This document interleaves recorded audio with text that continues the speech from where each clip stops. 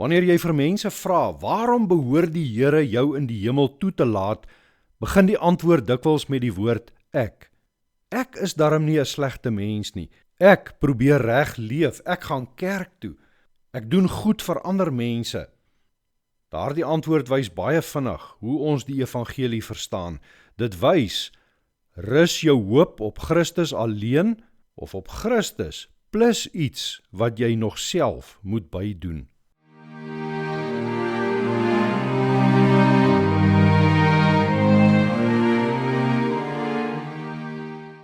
Goeienaand, welkom weer by ons aandgodsdiens. Ons lees vanaand verder uit Markus hoofstuk 2 en ek gaan vir ons lees vanaf vers 18 tot en met vers 22. Johannes se volgelinge en die Fariseërs was besig om te vas. En die mense kom toe en vra vir Jesus, waarom vas die volgelinge van Johannes en die volgelinge van die Fariseërs, maar u disippels vas nie? Jesus antwoord hulle, kan die bruilofsgaste dan vas terwyl die bruidegom by hulle is? Nee, solank hulle die bruidegom by hulle het, kan hulle nie vas nie, maar daar sal 'n tyd kom wanneer die bruidegom van hulle af weggeneem sal word, dan op daardie dag sal hulle vas.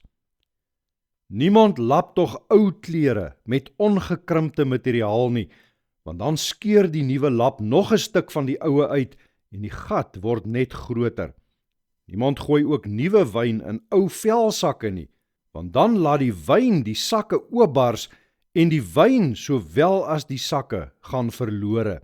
Nuwe wyn word in nuwe sakke gegooi. Sover lees ons uit die woord van die Here. Elkeen wat 'n kind van God is, luister na die woorde van God. Hier lees ons Johannes se volgelinge en die Fariseërs vas, maar Jesus se disippels vas nie.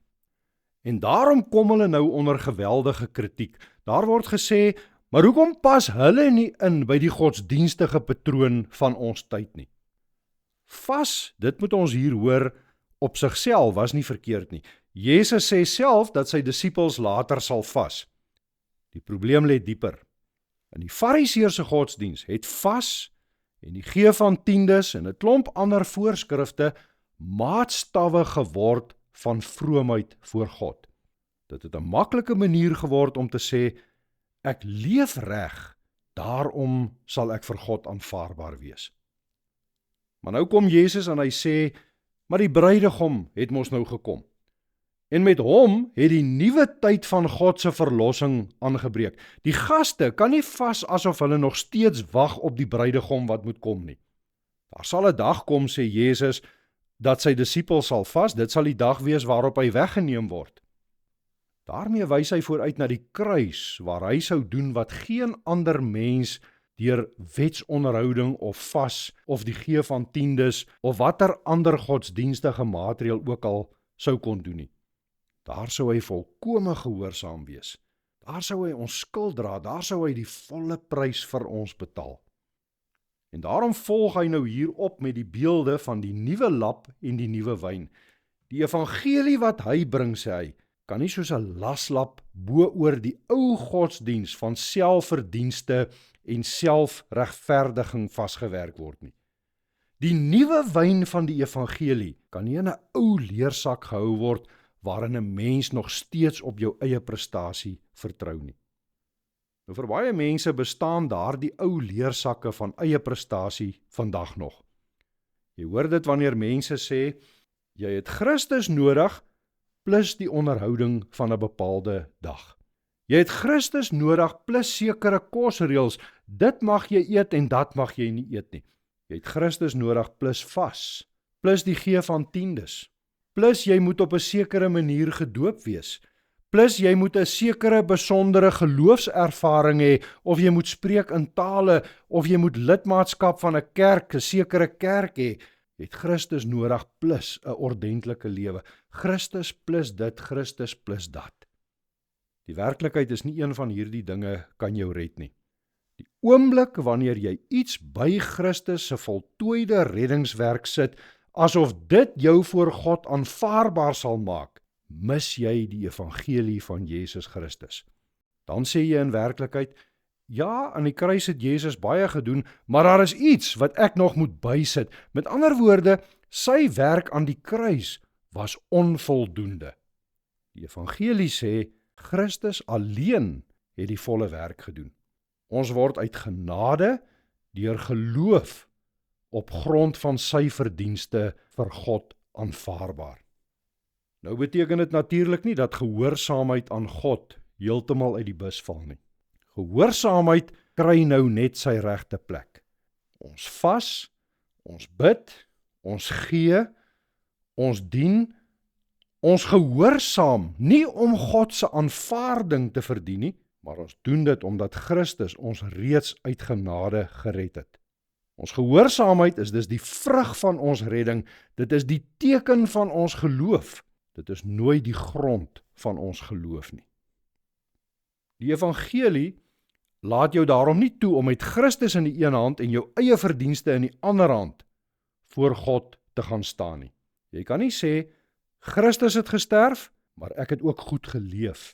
Ek het ook die regte dag onderhou, ek het ook die regte kos geëet, ek het ook tiendes gegee, of ek is op die regte manier gedoop nie. Nee, voor God kom almal van ons met leë hande te staan. Wanneer jy dus gevra word, waarom God jou behoort te ontvang in die hemel, mag jou antwoord nooit begin met, ek is of ek het nie. Jou enigste hoop is, Christus het.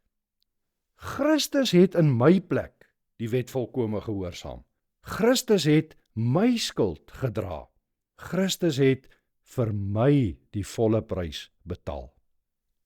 Laat vaar daarom elke Christus plus geloof.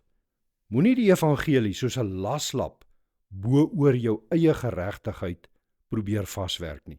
Moenie die nuwe wyn van God se genade in die ou leersak van jou eie verdienste probeer hou nie.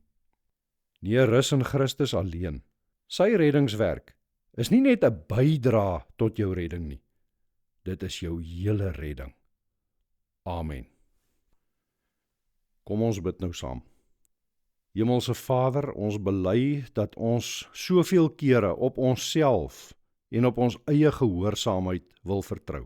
Soveel kere wil ons die grond van ons redding in onsself vind, asof ons self in ons hande enige iets hou wat vir U aanvaarbaar sal wees. Neem tog elke valse grond van sekerheid van ons weg.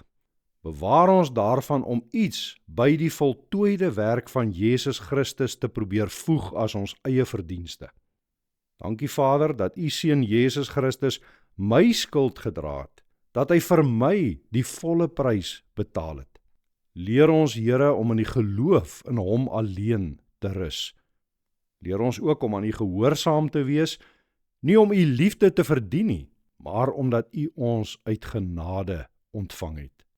Hou ons getrou in die ware evangelie, in Jesus se naam. Amen.